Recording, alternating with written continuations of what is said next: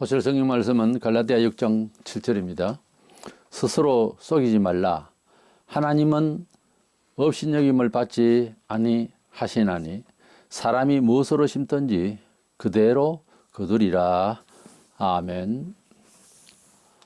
우리가 예수님을 믿어서 속죄함을 받고 부활하여 영생하게 되는 이 구원은 순전히 하나님의 계획 아래에서 전도자를 통해서 우리가 부름을 받아서 순전히 우리의 의나 또 그 뒤에 믿으면서 어떤 선행이나 이런 걸 통해서 결정한 것이 아니고 창세전에 그것도 그리스도 안에서 우리를 예정하셔서 불러주셨다는 성경의 말씀이 정말 하나님의 인도하시고 불러주시고 나를 구원하셨다는 것이 확실히 믿어질 때에 그 성경의 말씀이 다 이해가 될 것인 것입니다.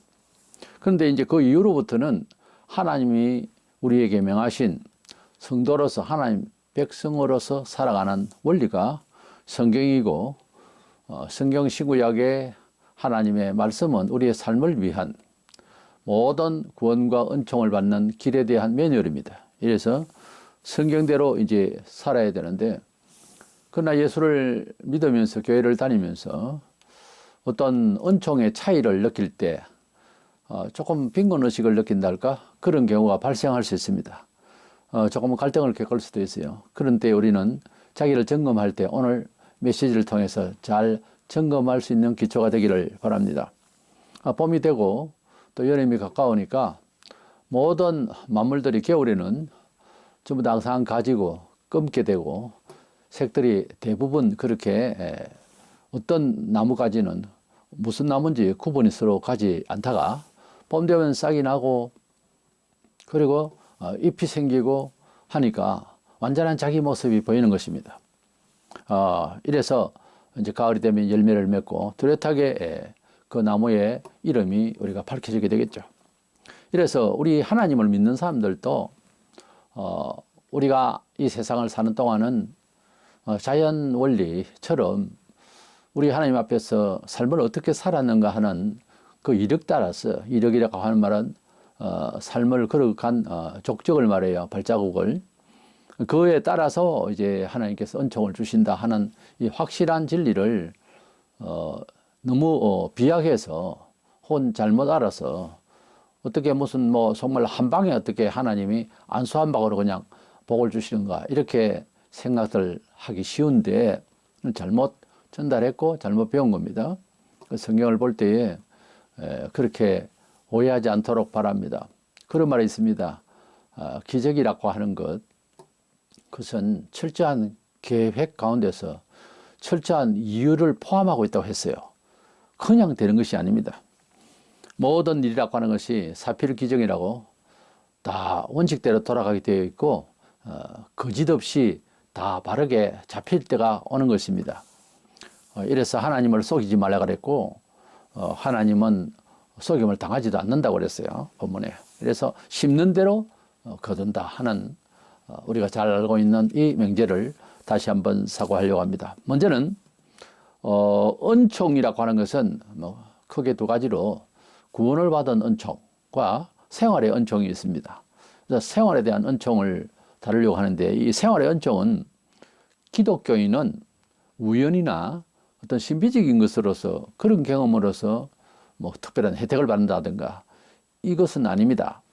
오직 진리의 성경대로 하나님 뜻대로 살아난 결과인 것입니다. 그래서 은총에 대해서 너무 오해를 하는데 어떤 사람은 은총을 받고 어떤 사람은 은총을 못 받았는가 라고 생각하는 것은 잘못된 생각입니다. 은총을 받는 비법은 하나님의 말씀을 사모하고 알아야 되겠죠. 들어야 되겠죠. 이해를 해야 되겠죠. 그 다음 생활에 적용을 해야 하는 것입니다. 예수 믿고 복음을 듣고 성령으로 중생함을 받고 그래서 구원의 믿음을 가진 것은 정말 타이에서 하나님의 계시에서 된 것입니다. 그러나 생활의 은총이라고 하는 것은 반드시 하나님의 말씀대로 살아낸 결과라고 알고 있어야 됩니다. 그 비유로 마태복음 25장에 보면은 달란트 비유가 나오는 5달란트를 주인이 맡긴 사람 2달란트, 1달란트 각각 맡겼습니다. 그것은 재량과 역량을 말하겠죠. 5달란트는 또 장사하고 또 일해서 배나 남겼습니다. 열 달란트가 됐죠. 두 달란트도 그 역량만큼 열심히 해서 배나 남겼습니다. 둘 다 똑같은 축복과 칭찬을 받았습니다. 근데 한 달란트 받은 사람은 그냥 땅에 묻어 놨습니다.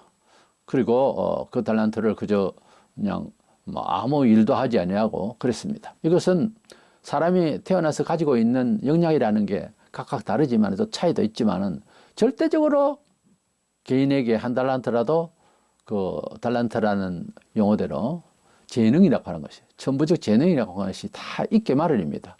그것을 사용을 안 했다 이 말입니다. 한 사람은 땅에 그것을 파묻어 놓고 주인이 돌아올 때까지 가만히 있었다는 거죠. 기독교인이 되면은 그렇지 않던 사람도 굉장히 부지런해 살려고 해요. 원래 그게 특징입니다. 예수 믿고 나면은 활기가 나서 범사에 아주 열심입니다. 그래서 열심히 하지 아니하고 자기가 하나님 앞에 받았다 싶은 달란트 기질을, 천부적 기질을, 재질을 하나님 앞에 쓰임 받지 않는다면 그 자질이 하나님 앞에서 버리되어서 매를 맞을 수가 있습니다. 이래서 마태이 25장 26절에 보면 그 주인이 대답하여 이르되 악하고 게으른 종아, 나는 심지 않는 데서 거두고 해치지 않는 데서 모으는 줄로 네가 알았느냐. 우리가 게으름을 피우고 받은 바 내 영양껏 일하지 않으냐 하면은 악하고 게으르다 그랬어요. 단순히 뭐 나는 뭐 부족해서, 나는 연약해서 다른 사람에 비해서 열악한 환경이라서 오만 가지를 우리가 말하기 쉽습니다. 그러나 활동하지 않으면은, 일하지 않으면은, 즉 하나님 앞에 충성스럽게 인생을 살지 않으면은 악하고 게으르다 그랬어요. 이게 주님이 하신 말씀이니까 악하고 게으르지는 않는데요 라고 말할 수 없는 부분이에요. 어쨌든 사람이 가지고 있는 자기 역량껏 활동할 수 있는, 그래서 하나님께 영광을 돌릴 수 있는 삶이 되어야 합니다. 무엇을 심느냐 하는 것은 사람마다 그 환경적인 조건이나 가지고 있는 그런 자질이 다 다른데요. 갈라디아 6장 8절에 자기의 육체를 위하여 심는 자는 육체로부터 썩어질 것을 거두고 성령을 위하여 심는 자는 성령으로부터 영생을 거두리라. 이것은 인간적으로 돈과 명예와 외모와 이 세상 것에 우리가 집념을 하고 거기에 시간과 물질과 이런 것을 투자하면서 거기에 만족해 하는 사람은 사실은 결국은 육체적인 것이고 육체적인 것은 썩어 없어지겠죠. 그러나 성령을 위하여 하나님의 뜻이 작동할 때 주의 영이 함께 역사를 하셔야 됩니다. 그러니까 하나님 뜻대로 성령 가운데서 일하는 사람은 영원한 가치를 준비하고 하늘의 상을 받을 준비가 된다 그러듯이 욥기 4장 8절에 내가 보건대 악을 밭갈고 독을 뿌리는 자는 그대로 거두나니, 세상 살면서 거짓말하고 악하게 하고 용서함이 없고 그렇게 이기적으로 그렇게 알뜰히 자기만을 위해서 산 사람은 독을 뿌리는 자라 그렇게 표현을 해요. 그래서 성경적으로 보면은 이기적이고 개인주의고 뭐 그런 거는 단순히 자기의 권리라기보다 악한 거로 되어 있어요. 아주 악한 거로 되어 있어요. 그러니까 이것은 똑된 그런 물 같으면 독극물 같은 그런 삶이 된다라고 하는 차원에서 절대로 우리는 이 세상에서 세속적인 것에 독을 뿌리는, 그래서 독의 열매를 맺는 이런 일이 없어야 될 것인 것입니다. 잠언 14장 12절 어떤 길은 사람이 보기에 바르나 필경은 사망의 길이니라. 이것은 시대마다 가지고 있는 사회적 보편적 가치라는 게 있습니다. 그리고 가풍이 있고 그리고 사상이 있겠죠. 여러 사람들이 잘한다고 한 것이 나중에는 잘 못한 것으로 판명이 될 때, 그래서 그런 열매를 맺을 때 허탈해지죠. 근데 속으로 약간 깨우침이 있었던 사람은 내가 그럴 줄 알았다 그러면서 속으로는, 밖으로는 그렇게 말 안 해도 속으로도 알 수도 있어요. 그러니까 사람이 가지고 있는 처세, 그런 사상과 이념이 나중에 크게 후회하는 일이 참 많습니다. 그런 뜻입니다. 어떤 길은 사람이 보기에 좀 좋아도 나중에는 필경은 망한다. 그것은 인생을 살아오면서 경험한 바 어른이 이제 후손들에게 늘 하는 말이 잔소리같이 들리죠. 그렇게 살아보니까 아니더라는 거죠. 그렇게 살아보니까 정직해야 되겠고, 그렇게 살아보니까 선을 쫓아야 되겠고, 그렇게 살아보니까 조금은 여유있게 마음을 가지고 살아야 했었다라는 반성 때문에, 그 정도는 이제 깨달았기 때문에 인생 7, 80년 살면은 어른들의 말이 결정적인 그런 답이 될 수도 많이 있습니다. 그것을 젊은이들은 듣고 잘 참고를 해야 됩니다. 예수님께서 마태 7장 16절에 그들의 열매로 그들을 알지니 가시나무에서 포도를 또는 은근키에서 무화과를 따겠느냐. 그렇죠? 감나무에서 배를 찾으면 안 되겠죠. 그래 찾는 사람도 없겠지만 그럼에도 불구하고 인생은 살면서 이상하게 이제 감나무에서 뭐 포도 열매를 기다리는 듯이 엉뚱한 생각을 하는 수가 있습니다. 우리는 주님이 말씀하신 그렇게 어렵지는 않습니다. 심은 대로 거두고 그 나무 종류대로 열매를 맺기 때문에 딴 생각을 하면 안 된다는 거죠. 마태 7장 20절에 이름으로 그들의 열매로 그들을 알리라. 이것은 열매의 양에 이제 준해서 하신 말씀이 아니고 어떤 열매를 맺느냐, 어떤 생활의 태도를 보이느냐 하는 것은 그들의 정체성을 말한다는 거예요. 그렇기 때문에 우리의 삶 속에서 하나님의 말씀대로 살아갈 때 세상은 반드시 핍박을 하게 되고 또 비웃거나 이제 동조하지 않습니다. 그러나 하나님 말씀대로 살 때에는 하나님께서 그것을 보시고 하나님께서 주시는 세상에 필요한 것들을 채워주시고자 하는 며느리의 약속이기 때문에 하나님 반드시 그 열매를 주십니다. 예수 믿은 지 10년이 되고 30년이 되고 이랬는데 아무런 이제 특별한 비교될 만한 가치가 없다. 곤란하죠. 그래서 하나님께서는 반드시 열매를 주시는 줄로 믿습니다. 이래서 우리의 삶의 은총은 그리스도인은 하나님의 말씀이 삶의 매너리요, 삶의 철학이요, 인생관이 되어야 됩니다. 그것은 어떤 면에서는 약간 모험이 필요해요.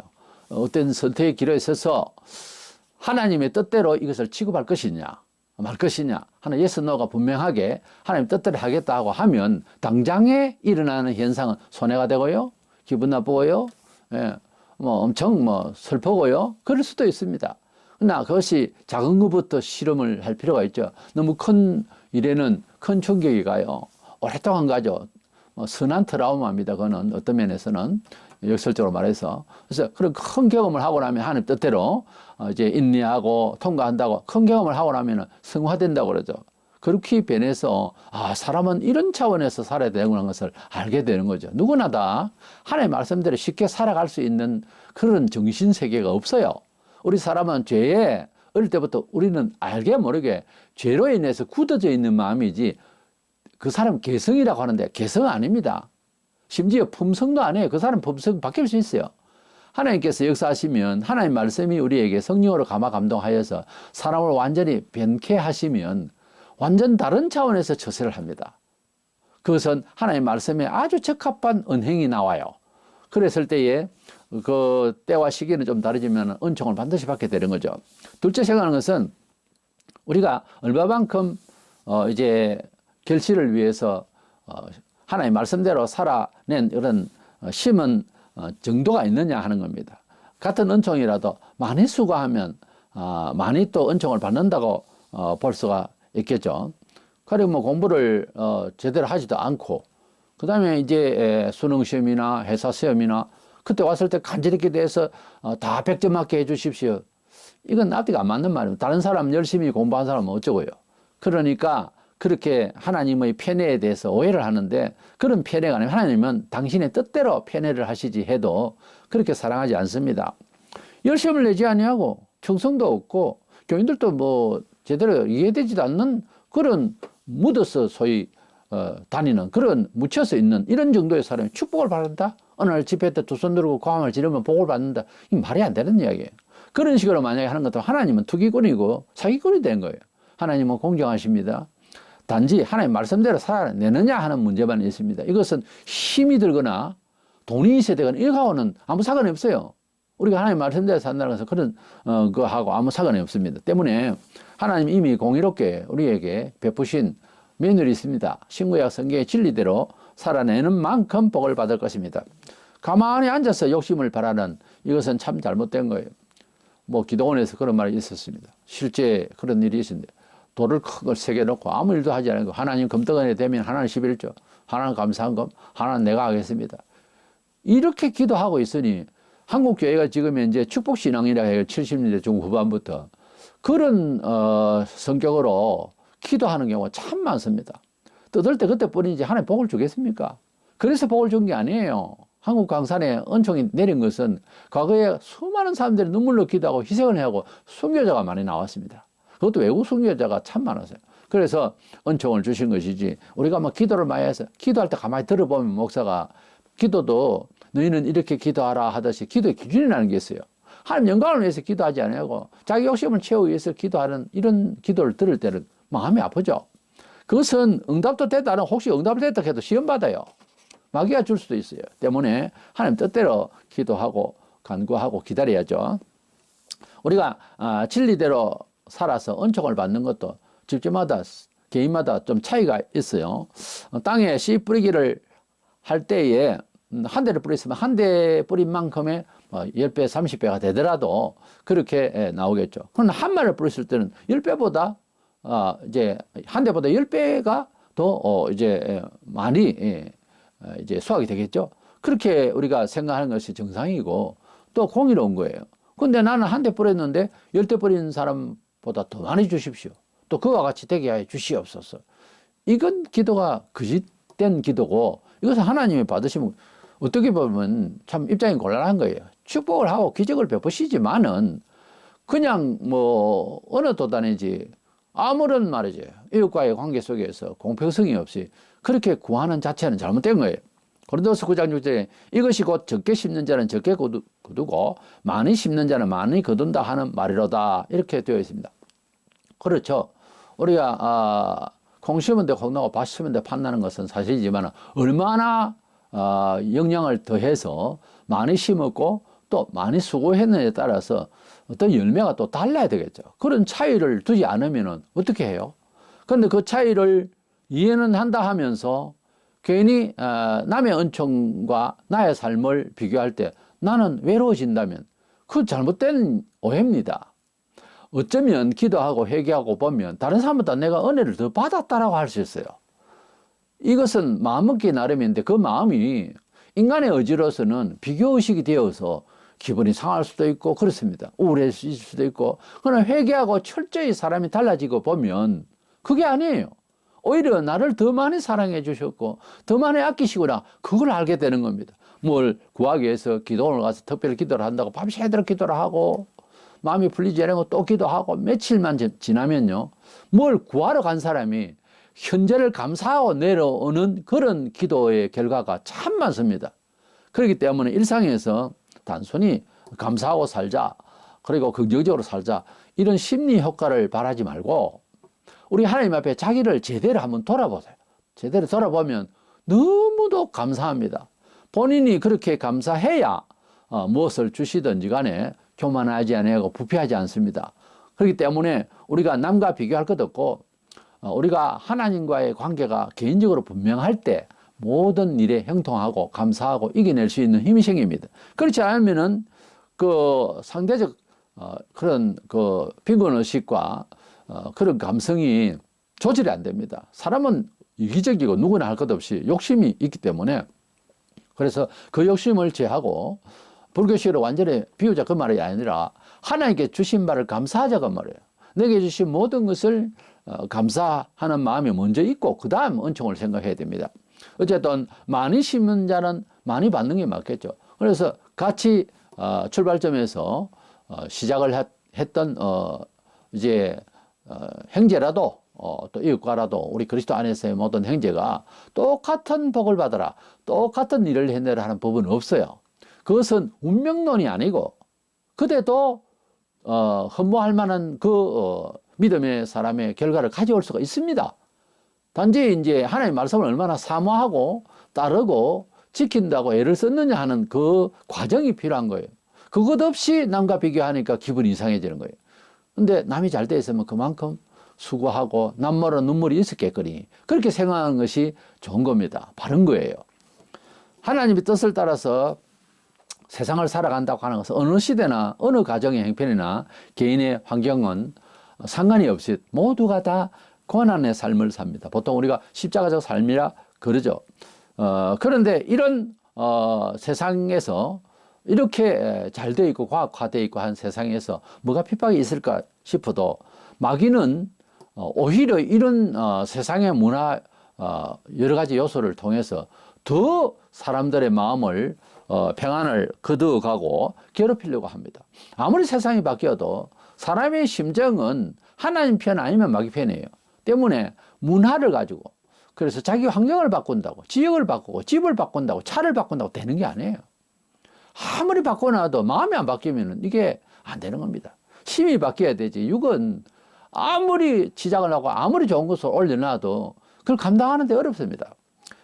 로마서 8장 17절 자녀이면 또한 상속자 곧 하나님의 상속자요 그리스도와 함께 한 상속자니 우리가 그와 함께 영광을 받기 위하여 얼마나 많은 요구합니까? 오늘날 신자들이 고난도 함께 받아야 할 것이니라. 고난은 안 받고 영광을 받겠다. 여기에 문제가 있는 거예요. 인내는 서다 그 열매는 달다 이런 말이 있죠. 우리가 참아야 될 일이 참 많고 세상에 또 이겨내야 되고 또 감당해야 될 그런 일들이 남과 달리 나에게만 일어날 수 있는 그런 현상이 있습니다.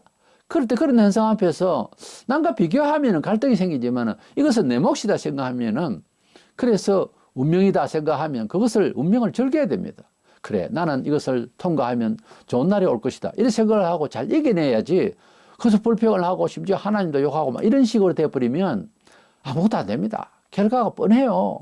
그래서 우리 사람은 세상살이를 해도 정말 부지런히 일하고 그래서 열심히 일하는 사람 그런 사람이 아무래도 기회도 만나지고요 준비된 사람이죠. 모든 일에 있어서는 열심과 준비가 없이는 기회가 오지 않습니다. 이래서 우리가 하나님께서 우리 이 세상을 안 믿는 사람과 다 견주어서도 이해하도록 공정하게 하나님 말씀 안에서 산 자는 은총을 받는다라고 하는 차원에서 말씀하셨지 갑자기 하나님 믿는다고 기도하고 갑자기 부자 되게 해주시고 갑자기 높은 자리 가게 해주시고 이건 아니에요. 그 기도를 하는 것도 열심히 살고 그 자리에서 한 계단 두 계단을 간구하는 것은 그럼 넌 이걸 준비하여라 이렇게 말씀하실 수도 있고 그렇게 격려하시고 힘주실 수 있지만은 갑자기 그렇게 마음대로 마음의 준비도 안 된 사람에게 무엇을 맡길 수가 없는 거죠. 하나님은. 그렇다면 사회가 혼란해져요. 하나님은 질서의 하나님이지 마음대로 뭐 겁나와라 뚝딱 그런 분이 아닙니다. 그래서 하나님을 믿을 때에 오히려 매우 인격적이고 그렇다고 해서 믿음으로 역사하실 수 있는 하나님을 안 믿자는 게 아니에요. 그런 하나님을 믿되 원리상 세상을 살아가는 일에도 일반 사람들도 합리적으로 다 이해하는 가운데서 월등해질 수 있고 그것이 더 많이 큰 힘이 발휘되면 하나님 말씀대로 살아서 하나님께서 공급하실 힘이 발휘되면 그것을 일명 기적이라 그럽니다. 대조 없이 그냥 기적만 바라는 것은 잘못된 신앙이에요. 같은 성도들이라도 은총이라든지 어떤 일이 형성이 되는 것도 일방적이지 않습니다. 각양 달라요. 사람 성격이 상도인도 다릅니다. 품성이라 하는 게 물론 집안의 교육이 굉장히 중요하죠. 그러나 사회적인 여건이라든지 이런 것도 다 중요하지만 마음을 어떻게 먹느냐 하는 것은 이것은 지극히 개인적인 자기 성찰과 학습과 여러 가지 고난을 격려를 잘 해야 되는 것입니다. 거기에 대해서는 겨울을 피우고 편하게 살자고 편하게 산다는 말은 방종이에요. 어떤 면에서는요. 편하게 하겠다, 쉽게 살겠다 이 말 아닙니까? 내 영양껏 쉽게 살고 욕심부터 안 부리고 그냥 편안하게 살겠다. 그거는요 게으름입니다. 그러면 뭐냐? 하나님을 만난 사람은요 힘을 다해서 온 정성과 마음과 뜻을 다해 목숨을 다해 그랬거든요. 힘을 다해서 일하다 가는 겁니다. 그래서 유독 타인과 비교했을 때에 좀 선한 그런 방식이 있고 목표의식이 있고 품성이 있으면 그걸 통해서 그 자질을 통해서 하나님 앞에 말씀을 이루는 근본은 영혼 구령을 위한 직간접으로 선교를 위해서 힘쓴다든지 교회 공동체를 또는 사회까지 그렇게 선한 영향을 끼치기 위해서 최선을 다해야 되는 것이지 그냥 나는 막 열심히 살고 요대로만 가만히 있겠다. 게으름이요. 그렇게 산다고 사회가 욕하지 않습니다. 사회가 지적할 일은 아니죠. 자기 알아서 사는데. 그런데 하나님 앞에 와보면 아니에요. 하나님께 왔으면 하나님의 뜻대로 살려고 하면 자연히 부지런히 활동을 해야 되는 거예요. 그거는 하나님 명령이에요. 이 달란트 비유를 그렇게 잘 깨달아야 됩니다. 자기가 가지고 있는 자질에 대해서 그것을 10번 발휘를 안 하면은 하나님이 노하신다니까요. 그리고 심판날 내가 너에게 이런 이제 강점을 줬는데 너 뭐 했냐? 그러면 답변할 길을 지금 준비해야 되는 거예요. 근데 그것 없이 그냥 열심히 살았다. 최선을 다했습니다. 하면서 아니 하나님은 너 자신만을 위해서 살았지 않느냐?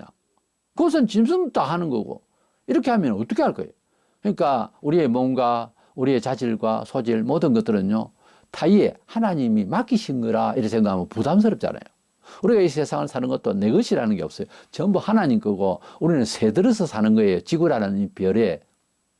그래서 우리는 분명히 주인이 어떻게 썼느냐를 물을 날이 온다고요. 몸에 있는 모든 영적이고 또 정신적이고 그리고 육체적인 것까지 그리고 물질 문화적인 요소까지 다 이것은 하나님 거지 우리 거 아니에요. 그래서 남의 것을 가지고 새들어 삽니다. 지구라는 집에서. 그러니까 주인이 오면 묻는다고. 원상복귀하라 그러고 주인은 그것을 따지게 되어 있어요. 그것이 성경에 말하는 심판날이라는 건 심판날이 있을 일입니다.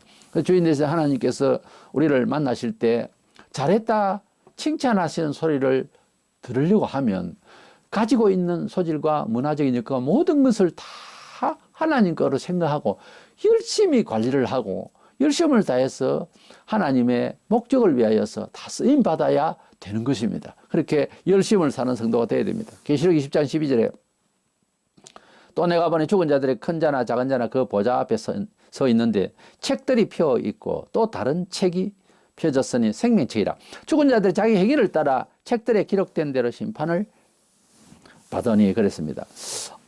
사도 요한이 보았는데 이제 마지막 날에 있을 심판책을 봤습니다. 이런 많은 복수형으로 책들이 있고 또 한 생명책이 또 하나 있었어요. 생명책은 하나님의 백성이 기록되어 있는 것이고 하나님 백성을 위한 책이고요. 책들이라면 복수 형태인데 이것은 심판받을 모든 사람들의 이름과 그 행위들을 기록을 해놨어요. 심판도 아주 공정하게 하실 것입니다. 하나님 백성으로서 이제 판단을 받을 때에는 다 같이 이제 공동체에서 공동예회를 할 때 세례받은 교인이 다 모여서 투표를 하고 그렇게 하듯이 거듭난 사람은 무조건 다 하나님 나라에 갑니다. 그러나 하나님 나라에 가서 상을 받는데 그날에는 너무 큰 감격일 거예요. 상을 받는 것은 또 다른 차원입니다. 태양과 달과 별과 별들의 빛이 다르듯이 바울의 표현입니다. 고린도서 15장에 거기에 가면은 어떻게 살았는 걸 다 보입니다. 안 물어도 다 알 수 있는 지각이 있어요. 저 사람은 저렇게 살았구나 하는 것을 알게 될 날이 온다고요. 지상에서는 표현하기를 이것은 믿음의 비밀이라 그랬어요. 어떻게 표현할 수 있는 그런 성질이 아니에요. 믿음의 속은 듣다 볼 수가 없으면 참 어렵습니다. 부부라도 잘 몰라요. 그래서 하나님 앞에서 어떻게 살아왔고 어떤 걸 추구했고 무엇 때문에 울었으며 얼마나 눈물이 나길래 십자가적 삶이 성경에 주님이 오시면 그 눈에서 눈물을 닦아준다는 말씀이 있겠어요. 우리가 십자가적 삶이 아닐 수가 없어요. 어느 시대 사람, 어느 나라에서 살든지. 그리스도인이 되면은 하나님 뜻대로 간절히 살려면 어쩔 수 없이 눈물이 납니다. 속 눈물이 더 많죠. 이래서 신자들도 이렇게 이제 은총을 받는 정도가 다르듯이 불신자들도 다를 겁니다. 지옥을 가도 갔다 온 사람의 어떤 영적인 이야기가 많아요. 지옥을 가도 아주 너무너무 더 큰 저주 속에 사는 사람이 있는가 하면은 같은 지옥이지만은 뭐 견딜만 하다는 정도는 아니라도 차이가 있다 이 말이에요.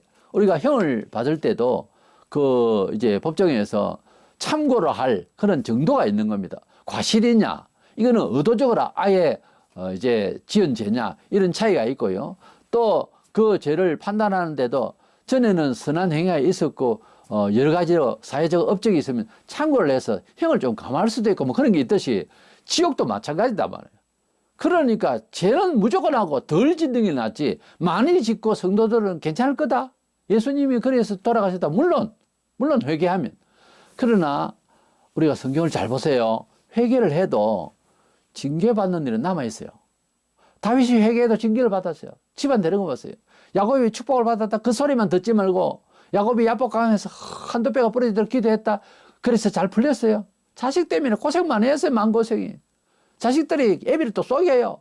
딱 그대로 받는다고. 그러니까 회개하고 지옥은 면하지만은 징계는 받습니다. 그러니까 우리 일생활 생활하면서 예수 믿고 수십 년 되고 나이 들고 젊을 때부터 예수 믿다 칩시다. 나이 들어서 은혜를 받고 평안 가운데서 살다가 갈 수 있도록 해주시는 게 우리가 축복이죠. 그 축복을 기도한다? 아니요. 그렇게 살면 돼요. 그런 여생을, 그런 축복을 구할 것이 아니고 그렇게 받도록 심으세요, 생활을. 사람들이 오해를 하는데 내가 하나님의 뜻에 맞는가 안 맞는가 늘 갈등하며 세상을 그렇게 열심히 간절히 살았으면 자연스럽게 때 따라서 은혜를 주신다고요, 하나님은. 그렇게 되는 것이지. 나 마음대로 살고 하나님 이번에는 이제 내 할 일도 없고 하나님 내게 복이라 주세요 식으로 하면 풀릴 것 같습니까? 안 됩니다. 나이 들어서 너무 생활고로 어렵고 힘들 때에 동정도 가고 사랑도 가고 위로도 하고 하지만 그것도 어느 순간이에요. 어느 정도지. 당신의 인생을 누가 책임져요? 그 살아온 과정에 맞춰서 오늘이 왔기 때문에 이거는 불만을 할 수도 없고 운명도 아니에요. 결실이에요. 그러니까 인생은요, 심판대 종말론적인 삶을 살아야 된다는 말이 그 말이에요. 굉장히 조심스러운 겁니다, 인생을 산다는 거는. 마음대로 사는 게 아니에요. 하나님의 뜻을 엎조리고 하나님 뜻을 심각하게 생각하면서 하나님 뜻대로 사는 것인지를 근심하라고 그랬어요. 그렇게 하면서 뭐든지 뭐 좋은 대로 하다 보면 그거 이기적으로 돌아가요. 그게 아니고 하나님 뜻에 맞는지를 생각하는 거. 이것은 긍정 마인드와 그리고 부정적인 마인드의 그런 품성 차이나 뭐 심성의 차이는 아닙니다. 그 의지 차이가 아니고 하나님의 뜻이냐 아니냐 이렇게 분별을 하고 선택을 하고, 그래서 하나님 뜻이라고 보이면은 또 그렇게 일러주면 최선을 다해서 그 뜻대로 하려고 해야 되는 거예요. 그러면 자연히 결실은 나게 돼 있어요. 농부가 부지런히 일하는 것은 좋은 결실을 위한 거예요. 그러면 대충 뭐 제대로 뭐 해놓고 이제 뭐 그냥 돌보지 않아도 될 것 같습니까? 안 그래요. 김 매고 물 주고 다 해야 됩니다. 열매를 맺기 위해서는 간절한 마음만 가져도 안 되죠. 그게 실행이 필요해요. 헌신이 필요하다고. 이래서 우리는 오늘 심은 대로 거두게 하시는 하나님의 이제 이미 정하신 규율대로 우리가 살고 또 그 심은 생활이 진리를 위해서 충성스러운 생활에 얼마나 많으냐에 따른 양에도 관련을 하십니다. 그 양만큼 또 복을 주실 것입니다. 나는 바쁜데 시간이 없는데 하다가도 그 시간을 주님을 위해서 같이 동조하고 그래서 헌신했으면 다음에 꼭 필요한 시간이 필요할 때는 또 주십니다. 내 마음대로 살고 내 중심으로 살면요, 참 시간이 부족하다 하는 시간에 하나님 시간 안 주셔요. 시간도 어떤 면에서는 물질적인 개념이 있습니다. 원하면 오고 또 하나님께서 받지 못하면 시간도 뺏길 수가 있어요. 그렇게 알고 심기를 잘 하시고 하나님 진리대로 살아서 뭐 요새 뭐 어떤 뭐 보이는 교회당 큰 교회 가면 뭐 복을 받는 거, 교회를 믿지 말고 예수를 믿으세요. 교회를 믿어서는 안 됩니다. 교회는 타락할 수도 있어요. 이름만 교회다, 사대교회 같이 이름뿐인 교회도 있어요. 그걸 알고 하나님의 진리를 잘 외쳐주고 가르쳐주는 그런 목사님을 따르세요. 그리고 하나님의 진리를 사모하는 쪽으로 뭐 남과 비교할 필요 없고 따르세요. 그러면은 반드시 은총을 받고, 예수를 믿는다는 것은 진리대로 산다는 겁니다, 원래. 그러니까 오해 마시고 70년대 중후반부터 축복신앙이라고 하는 이 뭔가 잘못 전달돼 가지고서 한국교회를 기복주의 종교로 만들어버렸어요. 그거 아닙니다. 지금은 복이 안 되는 것 같고 해도 십자가를 잘 질 때 나중에 결실이 있습니다. 그래서 예수 믿고 30년 되고 40년 평생을 믿었는데 지하 땅깜박에서 전혀 일어날 수 없다. 잘못된 거예요. 듣기 어떨라고 말해도 이거는 뭔가 문제가 있는 거예요. 하나님의 특별한 어떤 일이 있었어. 그것도 시간과 물질을 갖다 하는 게 다 바치고, 그리고 아주 십자가를 지는 어떤 특수한 상황이 아닌다면 99.99%가 잘못 믿은 겁니다. 왜냐하면 하나님은 결실을 이 세상에서 주신다니까요. 어떤 식으로든지. 그게 하나도 증거할 것이 없어. 뭘로서 불신자에게 이야기하죠. 물론 천국을 믿고 뭐 이제 회개하고 예수 믿고 구원받아라 하는 말은 할 수 있죠. 언제든지 해야죠. 근데 그거라도 했냐고. 그렇게 사는 것은 문제가 있는 거예요. 게을러서 그래요. 하나님의 말씀의 기준에서 살지를 않고 자꾸 세상에 급급해서 모든 일에 그렇게 살았기 때문에 그 모양인 거예요. 하나님 뜻대로 고민하는 것과 세상적으로 고민하는 것은 큰 차이가 있습니다. 하나님 뜻대로 고민하셔서 하나님 주시는 힘과 평강을 얻으시는 저와 여러분의 인생이 되시기를 주의 이름으로 축원합니다.